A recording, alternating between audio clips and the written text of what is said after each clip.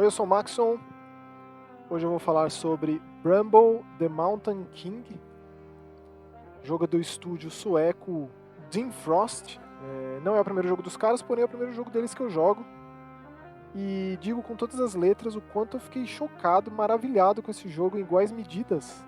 Porque esse jogo ele é tão fascinante quanto ele é absolutamente assustador. Quando ele conta ali a história de dois irmãos que começa com a cara de contos de fada e vai até o final. Mas aquele contos de fada mais irmãos Grimm, muito menos esse que a gente vê em animações e tal. Muito mais macabro mesmo. Mas ele tem grandes momentos de ternura, grandes momentos de beleza. Esse jogo está disponível em todas as plataformas. Eu joguei ele no Xbox Series. E ele é um jogo que é muito impressionante tecnicamente falando. Ele tem paisagens muito vistosas, um panorama assim enorme. Por mais que você não tenha tanto controle assim de muitas coisas. Por exemplo, ele tem uma câmera fixa na intenção de criar grandes momentos épicos, momentos de senso de escala arrebatadores. Você se sente absolutamente diminuto quando você controla esse menininho, Ollie, que busca a sua irmã. Então, basicamente, o Ollie acorda numa noite, não encontra a sua irmã ao lado, dorme ali com ela na cama ao lado,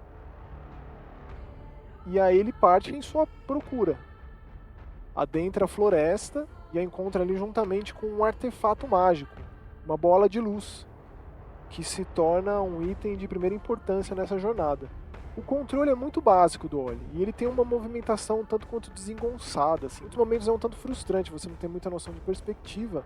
E nesse esquema bastante de tentativa e erro, você erra pulos, ele é muito frágil, o menino, né? Ele morre constantemente por uma série de adversidades, não só de intempéries, não só porque você errou o pulo, caiu aqui e ali, mas também por conta das criaturas da floresta. Mas ele tem checkpoints muito generosos, ou seja, você não vai ter que repetir grandes trechos do jogo, por exemplo. Como se ele entendesse essas limitações, ou se ele, não sei, até certo ponto deliberadamente quisesse colocar você no controle de um menino que ele é cheio de limitações. E o controle quer traduzir isso de alguma maneira. O gameplay desse jogo poderia ser mais refinado, poderia ser tão refinado quanto é o visual, quanto é essa narrativa, tem uma voz ali de uma mulher idosa contando essa história. Qual é a história desse rei da montanha? O que aconteceu aí? A gente encontra livros que contam cada livro a criatura daquele momento. Então, num esquema bem Little Nightmares de ser, cada trecho da floresta é dominada por uma criatura folclórica ali da mitologia nórdica.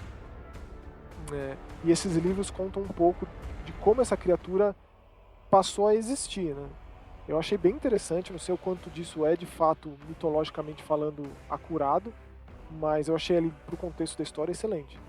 Então, a irmã dele é sequestrada por um troll da floresta, e você, conforme vai adentrando no mato, parece que, pelo menos eu tive essa impressão muito nítida, assim, que você vai se tornando de fato insignificante, pequeno, assim, sabe? Não só comparativamente ao cenário, a uma árvore em especial, outros animais. Tem um momento ali que você usa um ouriço como se fosse um cavalo, mas especialmente com relação a essas criaturas que querem o menino. Não só o menino, mas também esse artefato mágico, essa esfera de luz, que é importantíssimo para que ele possa confrontar esses trolls, essas criaturas da floresta. Então, assim, todas as problemáticas que eu tive com o jogo, assim, são insignificantes perante a grandiosidade dele, perante o que ele faz com relação à mitologia nórdica, com relação à ambientação em especial. Esse é um jogo bastante aterrorizante em alguns momentos, tem muitos momentos de fuga, aí que compete muito o lance da tentativa e erro, e pode ser um tanto frustrante se você fica ali naquele mesmo momento, naquela coisa de repetição cíclica, né? Essa tensão se transforma em frustração, bastante comum em tantos e tantos jogos de horror. Esse aqui não é diferente. Então a busca dele pela irmã é o fio da meada, evidentemente, mas você encontra outras criaturas que também o ajudam. Por exemplo, gnomos, que são aqueles seres travessos e tal, que em troca de favores eles ajudam o menino, seja abrindo uma porta ou sei lá, fazendo algo mais grandioso, ou até mesmo um troll, um gigante de pedra ali que aparece eventualmente. Então, eu fui muito surpreendido por esse jogo, assim, como tem acontecido com tantos outros em 2023, né? Tem sido difícil escolher preferidos esse ano, de tanto jogo bom de terror que tem saído. Esse aqui ele vai bem na linha do Little Nightmares mesmo, que é um jogo que eu tenho um apreço muito grande, gosto muito, inclusive aqui no canal tem os vídeos dos Little Nightmares, né?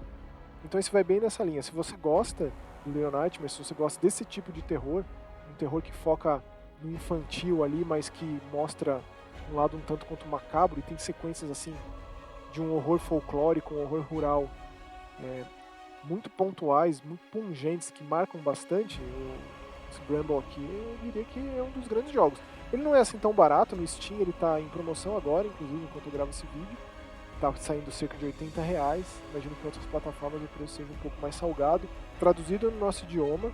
Então, basicamente é isso. Vamos conversar sobre Bramble, vamos conversar sobre Little Nightmares, vamos conversar sobre outros jogos de terror sob essa perspectiva. É isso aí, valeu, tchau!